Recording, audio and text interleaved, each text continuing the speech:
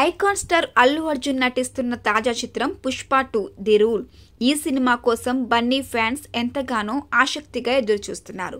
Sukumar direction లో వచ్చిన block buster పుష్పకు sequel గా ఈ సినిమాను తెరకెక్కిస్తున్నారు.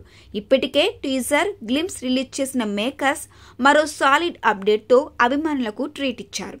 ఈ చిత్రంలోని ఫస్ట్ సింగిల్ ను ఇటీవలే రిలీజ్ చేశారు.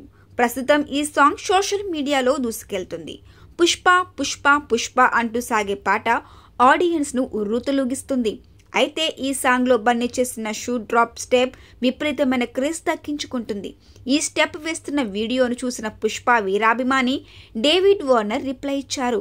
ఓ డియర్, ఎంత బాగా చేశావు, ఇప్పుడు నేను కూడా ఆ స్టెప్ ప్రాక్టీస్ కోసం కొంత వర్క్ చేయాలి అంటూ కామెంట్ చేశారు.